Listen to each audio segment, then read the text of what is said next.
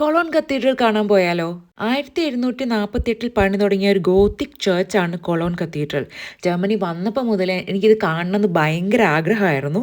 യുനെസ്കോന്റെ world heritage സൈറ്റുകളുടെ ലിസ്റ്റിൽ 1996 മുതൽ Cologne cathedral ഉണ്ട്. വേൾഡ് വാർ ടുവിന്റെ സമയത്ത് ഓൾമോസ്റ്റ് 14 ഏരിയൽ ബോംബുകൾ വരെ ഈ കൊളോൺ കത്തീഡ്രലിന്റെ നേരെ വന്നിരുന്നു.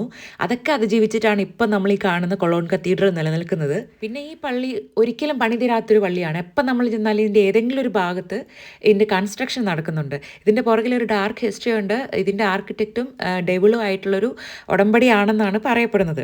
പക്ഷേ അതിൻ്റെ ഉള്ളിൽ നമ്മൾ കാണുന്ന കാഴ്ചകൾ നമ്മളെ അമ്പരപ്പിക്കുന്നതാണ്. പറഞ്ഞറിയിക്കാൻ പറ്റാത്തത്ര. എൻ്റെ ഈ ഫോണിൽ ഇതിൻ്റെ പകുതിയുടെ പകുതി ഭംഗി എനിക്ക് ക്യാപ്ചർ ചെയ്യാൻ പറ്റിയിട്ടില്ല. അപ്പം നിങ്ങളിതിൻ്റെ അടുത്താണെങ്കിലോ പോയി വരാൻ പറ്റുന്ന ദൂരത്തിലാണെങ്കിലോ ജീവിതത്തിൽ ഒരിക്കലെങ്കിലും കണ്ടിരിക്കേണ്ട ഒരു സ്ഥലമാണ്. കൊളോൺ കത്തീഡ്രലിൻ്റെ ഒഫീഷ്യൽ കൺസ്ട്രക്ഷൻ കഴിയാൻ വേണ്ടിയിട്ട് ഏകദേശം 600 ഇയേഴ്സ് എടുത്തിട്ടുണ്ട്.